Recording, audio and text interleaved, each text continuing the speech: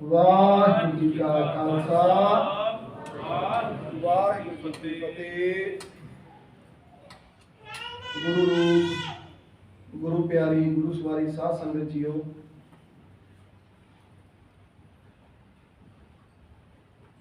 Today the topic of katha is ardas. What is ardas? ਜਿਹੜੀ ਆਪਾਂ ਅਰਦਾਸ ਹੁਣ ਹੁਕਮਨਾਮੇ ਤੋਂ ਪਹਿਲਾਂ ਕੀਤੀ ਹੈ, ਸਿੱਖ ਪੰਥ ਸਿੱਖ ਰਹਿਤ ਮਰਿਆਦਾ ਦੇ ਅਨੁਸਾਰ उस अरदास का मतलब की है, वर्ड टू वर्ड मीनिंग मैं अज कोशिश करांगा आप जी सरवण करा सका। So first of all the word Ardas, the Ardas literally means prayer. The Ardas is a way to give voice to a personal connections to the divine. उस परमात्मा दे नाल पर्सनली जुड़न का एक जरिया अरदास है।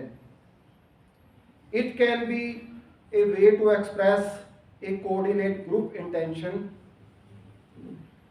Coming together to pray.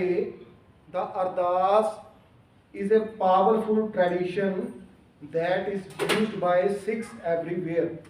सारे संसार दे विच जो सिख रहत मर्यादा अनुसार अरदास सारे गुरुद्वारियां दे विच, घरां दे विच, सारे फंक्शन की शुरुआत ते फंक्शन की एंड ते आपां ये अरदास करते हाँ। In simple Ardas is a bridge between a Sikh and Waheguru ji. It connects you with Waheguru. एक सीधा जरिया परमात्मा दे नाल गल करन दा उसनूं अरदास कहते हैं। सो जिहड़ी साडी सिख रहत मर्यादा अनुसार जिहड़ी अरदास है उसकी स्टार्टिंग होंदी है एक ओंकार श्री वाहिगुरू जी की फतेह। एक ओंकार का मतलब है गॉड इज वन, परमात्मा एक है एंड ही इज एवरीवेयर, वो सर्व व्यापक है। श्री वाहिगुरू जी की फतेह, the victory is of the lord Waheguru. उस परमात्मा की हमेशा जित होंदी है। सो ये अरदास का मंगला चरण है। ये जिहड़ी अरदास की आपां पहला लाइन पढ़ते हाँ, ये श्री गुरु गोबिंद सिंह जी महाराज द्वारा उच्चारण की हुई दसम ग्रंथ के विच दर्ज है। श्री भगवती जी सहाय may the sword be helpful. Bhagauti means kirpan, क्योंकि शस्त्रां नूं गुरु गोबिंद सिंह जी महाराज ने बहुत अहमियत दी है। अपने पीर तक क्या होया है, यही हमारे पीर। गुरु गोबिंद सिंह जी कहते हैं ये शस्त्र जिहड़े ने ये साडे पीर ने। वार श्री भगवती जी की पातशाही दसवीं। So this is a chapter in दसम ग्रंथ बाय गुरु गोबिंद सिंह जी। वार श्री भगवती जी की पातशाही दसवीं, ये उस जो चैप्टर है उसका सिरलेख है। प्रथम भगवती सिमर के गुरु नानक लई धियाए। सब तो पहला प्रथम, सब तो पहला in the beginning I remember the Lord, then I remember Guru Nanak. प्रथम भगवती सिमर के गुरु नानक लई धियाए। सब तो पहला उस परमात्मा नूं याद करके गुरु नानक देव पातशाह जी का नाम लो। फिर अंगद गुरु ते अमरदास रामदासा हुई सहाय।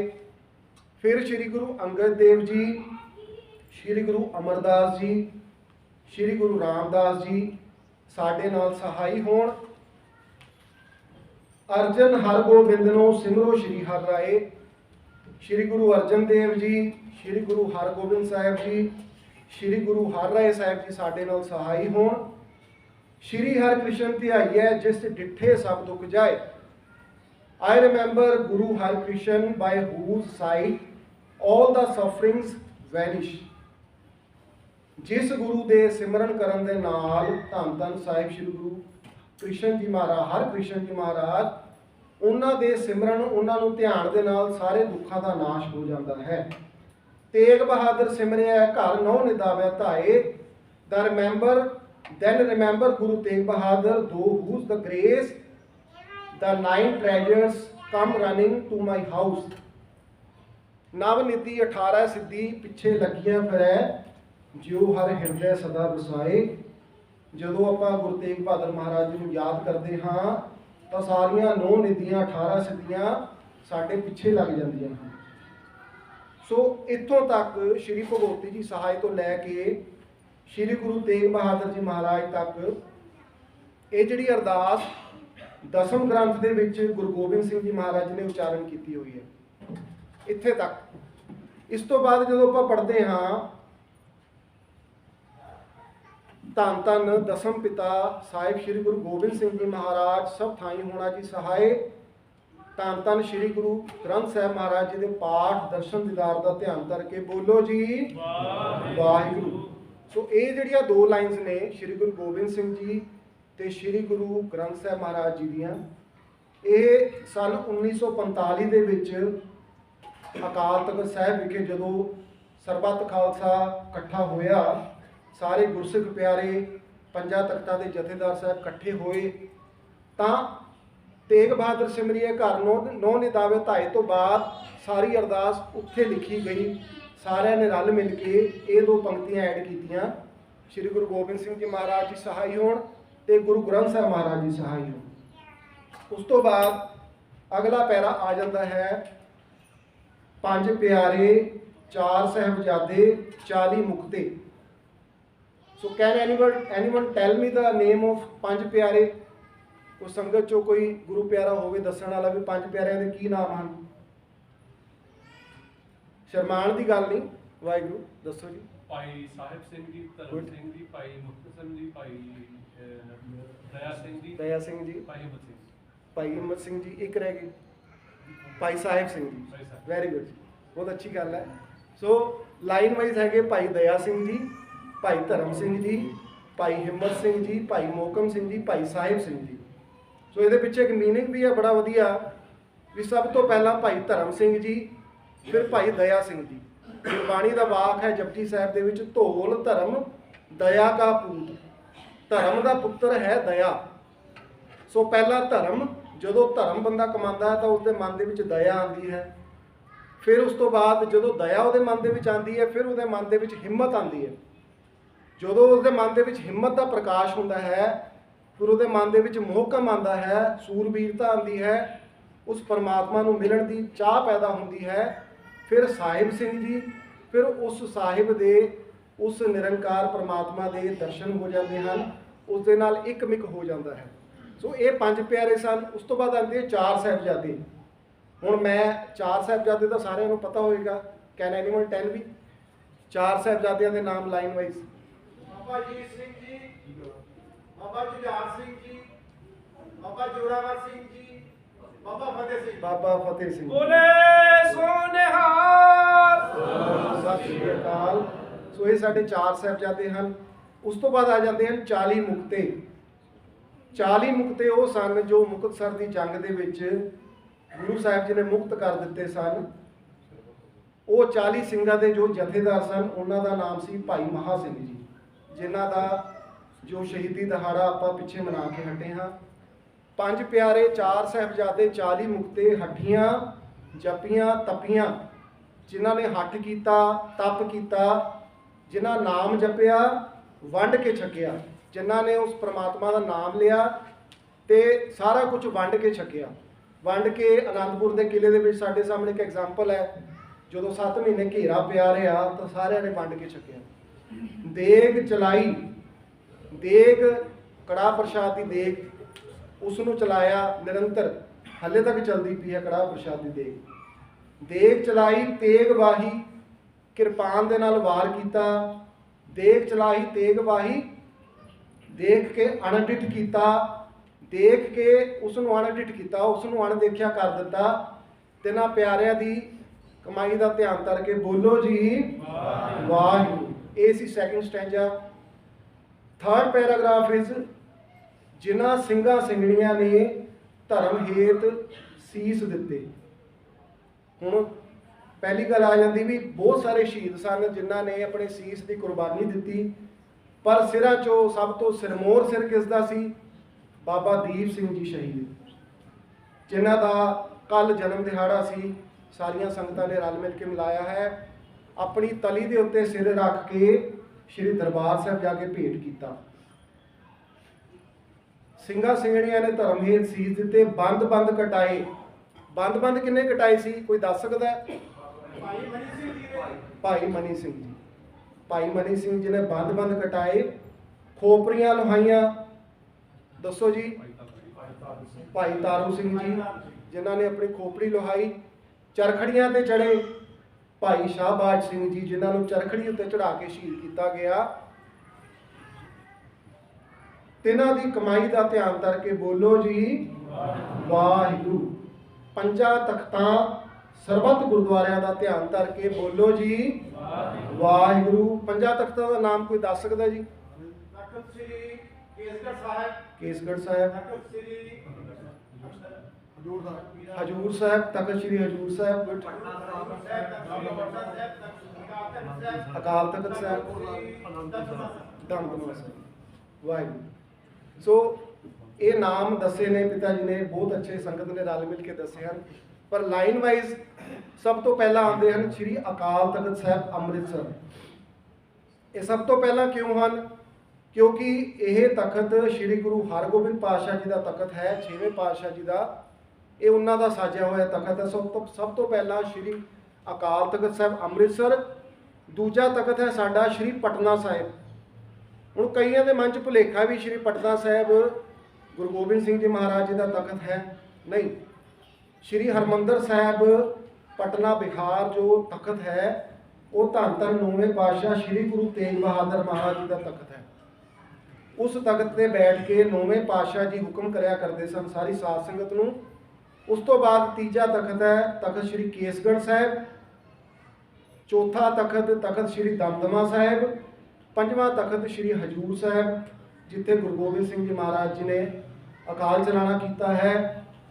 ਸੋ ਇਹ ਪੰਜਾਂ ਤਖਤਾਂ ਤੇ ਸਰਬੱਤ ਗੁਰਦੁਆਰਿਆਂ ਦਾ ਧਿਆਨ ਧਰ ਕੇ ਬੋਲੋ ਜੀ ਵਾਹਿਗੁਰੂ।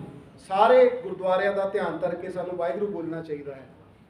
ਜਿਹੜਾ ਚੌਥਾ ਪੰਜਵਾਂ ਪੈਰਾਗ੍ਰਾਫ ਹੈ, ਪ੍ਰਥਮੇ ਸਰਬੱਤ ਖਾਲਸਾ ਜੀ ਕੀ ਅਰਦਾਸ ਹੈ। ਸਭ ਤੋਂ ਪਹਿਲਾਂ ਸਾਰੇ ਖਾਲਸੇ, ਸਾਰੇ ਗੁਰੂ ਪੰਥ ਦੀ ਅਰਦਾਸ ਹੈ। ਪ੍ਰਥਮੇ ਸਰਬੱਤ ਖਾਲਸਾ ਜੀ ਕੀ ਅਰਦਾਸ ਹੈ। ਸਰਬੱਤ ਖਾਲਸਾ ਜੀ ਕੋ ਵਾਹਿਗੁਰੂ ਵਾਹਿਗੁਰੂ ਵਾਹਿਗੁਰੂ ਨਾਮ ਚਿਤ ਆਵੇ। ਸਾਰੇ ਸਰਬੱਤ ਖਾਲਸੇ ਨੂੰ ਉਸ ਵਾਹਿਗੁਰੂ ਦਾ ਨਾਮ ਚਿਤ ਆਵੇ। ਚਿਤ ਆਵਨ ਕਾ ਸਦਕਾ ਸਰਬ ਸੁਖ ਹੋਏ। ਉਸ ਪ੍ਰਮਾਤਮਾ ਦਾ, ਉਸ ਵਾਹਿਗੁਰੂ ਦਾ ਨਾਮ ਜਪਣ ਦੇ ਨਾਲ ਸਾਰੇ ਸੰਸਾਰ ਦੇ ਵਿੱਚ ਸੁਖ ਵਰਤੇ। ਇਹਦੇ ਵਿੱਚ ਕੋਈ ਇਹ ਨਹੀਂ ਕਿ ਕਿਸੇ ਸਿਰਫ ਇੱਕ ਪਾਰਟਿਕੂਲਰ ਧਰਮ ਦੀ, ਸਿਰਫ ਸਿੱਖ ਪੰਥ ਦੀ ਗੱਲ ਹੋ ਰਹੀ ਹੈ। ਸਾਰੇ ਸੰਸਾਰ ਦੀ ਗੱਲ ਹੋ ਰਹੀ ਹੈ। ਉਸ ਨਾਮ, ਉਸ ਵਾਹਿਗੁਰੂ ਦਾ ਨਾਮ ਚਿਤ ਆਉਣ ਦੇ ਨਾਲ ਸਾਰੇ ਸੰਸਾਰ ਦੇ ਵਿੱਚ ਸਰਬ ਸੁਖ ਹੋਵੇ। ਜਹਾਂ ਜਹਾਂ ਖਾਲਸਾ ਜੀ ਸਾਹਿਬ, ਤਹਾਂ ਤਹਾਂ ਰੱਖਿਆ ਰਿਆਇਤ। ਜਿੱਥੇ ਜਿੱਥੇ ਖਾਲਸਾ ਹੋਵੇ, ਖਾਲਸਾ ਮੀਨਸ ਪਿਓਰ। ਖਾਲਸਾ ਸਿਰਫ ਇੱਕ ਪਾਰਟਿਕੂਲਰ ਸਿੰਘ ਦਾ ਜਾਂ ਸਿੱਖ ਦਾ ਨਾਮ ਨਹੀਂ ਹੈ। ਖਾਲਸਾ ਇੱਕ ਪਿਓਰਿਟੀ ਦਾ ਨਾਮ ਹੈ।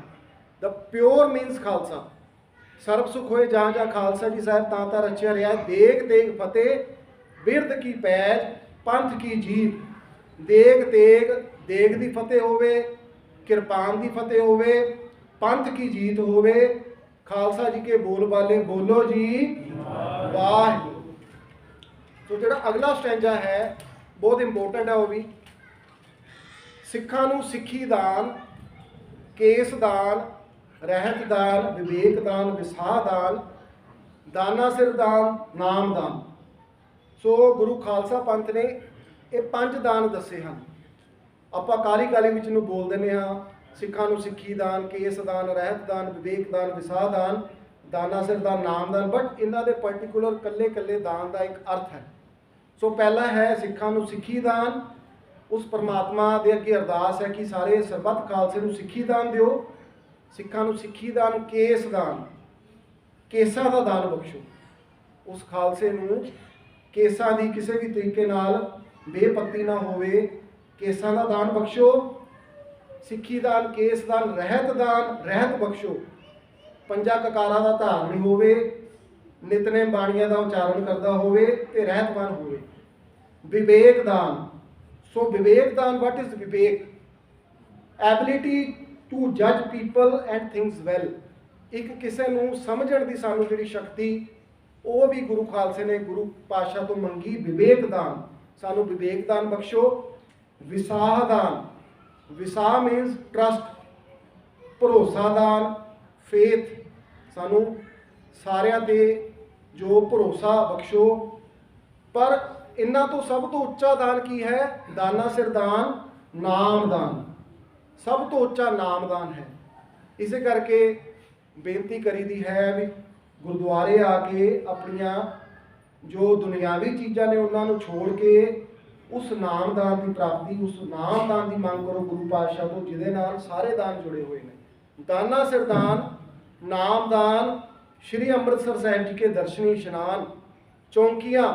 ਹੁਣ ਚੌਂਕੀਆਂ ਦਾ ਕੀ ਮੀਨਿੰਗਸ ਹੈ?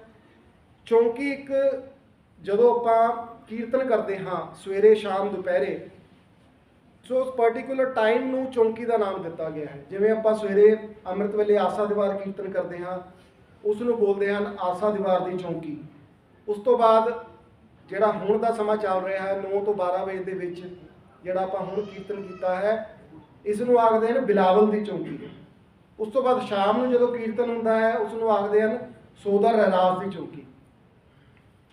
ਚੌਂਕੀਆਂ, ਝੰਡੇ, ਬੁੰਗੇ ਜੁਗੋ ਜੁਗ ਅਟਲ। ਸਾਡੇ ਜਿਹੜੇ ਖਾਲਸਾ ਪੰਥ ਦੇ ਝੰਡੇ, ਨਿਸ਼ਾਨ ਸਾਹਿਬ, ਉਹ ਜੁਗੋ ਜੁਗ ਅਟਲ ਰਹਿਣ, ਹਮੇਸ਼ਾ ਅਟਲ ਰਹਿਣ।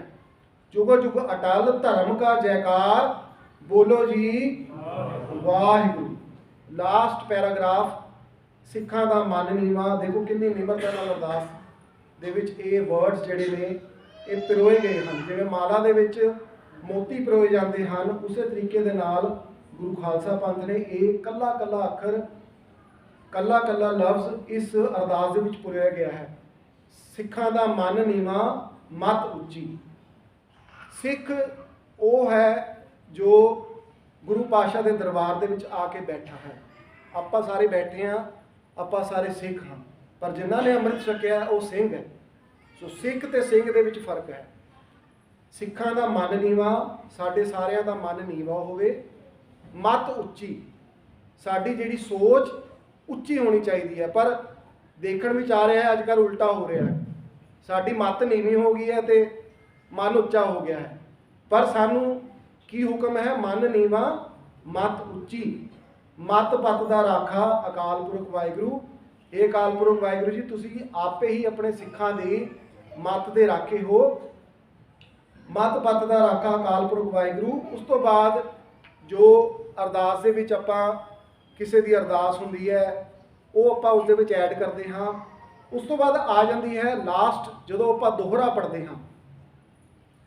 ਦੋਹਰਾ ਕੀ ਆ ਜਾਂਦਾ ਹੈ? ਦੋਹਰਾ, ਸਗਲ ਦੁਆਰ ਕੋ ਛਾੜ ਕੇ ਗਹਿਓ ਤੁਹਾਰੋ ਦੁਆਰ, ਬਾਹੇ ਗਏ ਕੀ ਲਾਜ ਅਸ ਗੋਬਿੰਦ ਦਾਸ ਤੁਹਾਰ। ਇਹ ਗੁਰੂ ਗੋਬਿੰਦ ਸਿੰਘ ਜੀ ਦੀ ਬਾਣੀ ਦੇ ਵਿੱਚੋਂ ਦੋਹਰਾ ਲਿਆ ਗਿਆ ਹੈ, ਦਸਮ ਗ੍ਰੰਥ ਦੀ ਬਾਣੀ ਹੈ। ਇਹਦਾ ਮਤਲਬ ਹੈ ਸਗਲ ਦੁਆਰ ਕੋ ਛਾੜ ਕੇ ਗਹਿਓ ਤੁਹਾਰੋ ਦੁਆਰ। Waheguru ji, I have forsaken all other doors and have caught hold of only your door. Please hold my arm and kindly take care of me and protect my honor. ਮੇਰੇ ਬਿਰਧ ਦੀ ਰੱਖਿਆ ਕਰੋ।